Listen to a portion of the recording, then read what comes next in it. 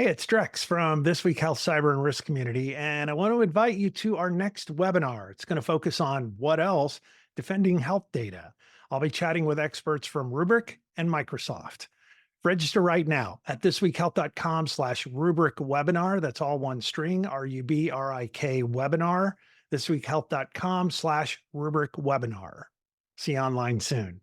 Today in Health IT, I tried a new management habit this week. Wanted to share it with you. As you know, Fridays are Stream of Consciousness Day, and I shared some of the stuff that happened this week and the results.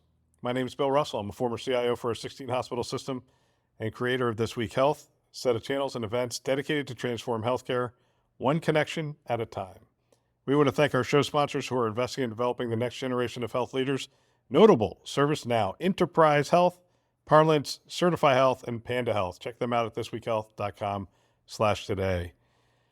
All right, if you're wondering, hey, we're still doing a fundraiser with Alex's Lemonade Stand, and we are excited because we have a lot of things planned over the next couple of months, and we would love to have you be a part of it. If you get a chance, hit our website, top of the page, you can see the link to Alex's Lemonade Stand. Click on that to give today. One last thing, share this podcast with a friend or colleague. Use it as a foundation for daily or weekly discussions on the topics that are relevant to you in the industry. Mentoring is that easy. They can subscribe wherever you listen to podcasts. All right, let's get into it. Again, Fridays I set aside to talk about things that are top of mind, things that I'm working on, things that I think might help you as a leader in healthcare and health IT. So we have added, obviously, Sarah Richardson to the team, and we now have a team of about 10 people at This Week Health. And of those people, it doesn't matter how many at this point, because 10 people is not that big of a team. I've managed, I've managed thousands of people. I've managed hundreds of people. I've managed, and this is actually the smallest thing I've managed, I think, in my management career. So, but it's kind of fun. It gives me an opportunity to test some things out and do some things a little differently. And this week on Monday, what I decided to do was I put everybody's name that works for This Week Health on the left-hand side, including Sarah. She's new this week, but I put her name there as well.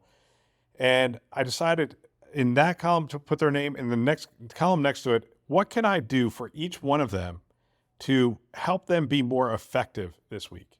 Each one of them. And I gave that about an hour and a half to 2 hours mind time on Monday morning.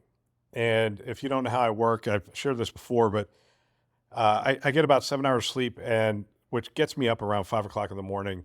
And the first couple of hours of the day, the first half hour of the day, I journal and do some of that stuff. But the first 2 hours of work of the day, I try to really push through on the things that are strategic.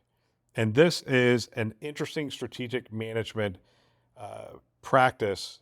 And I was curious to see how it would work. And giving about 2 hours to think about each staff member and work it through and say, what's the one thing that would really help them to be more effective? And in some cases, it was me automating some stuff, because I do the IT work here, and it was automating some things that are tedious for them or repetitive for them. In other cases, it was talking about potentially a new hire or change in their job and their job description, their role, a little more focus in their role. In other cases, what I found in a couple of them was it was a lot bigger than, hey, you just can't do this one thing and we get there. It was a series of things that I was going to need to do in order to help them to be more effective.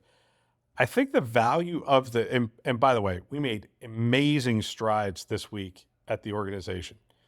And I attribute a bunch of it to that time, spending about 2 hours thinking about each one of my direct reports, and actually some that aren't direct reports, and what I could do for each one of them to make them more effective.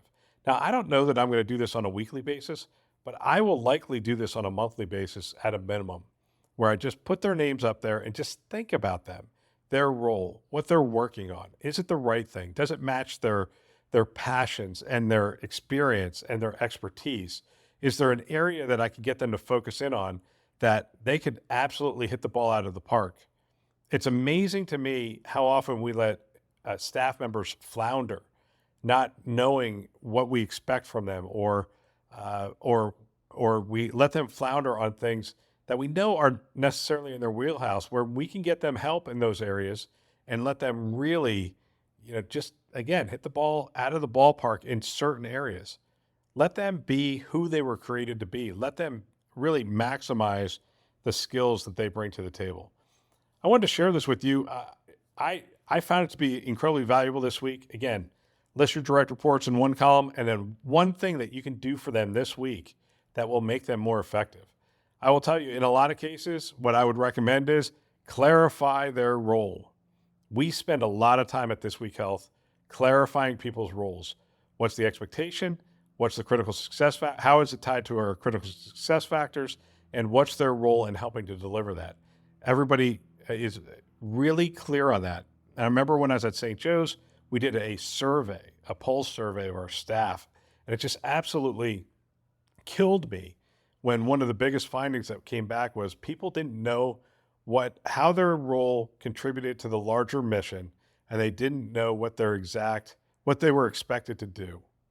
So from that moment on, we spent a lot of time clarifying people's roles, clarifying the objectives, tying it to the mission of the organization, so everybody understood what their purpose was and what their objectives were.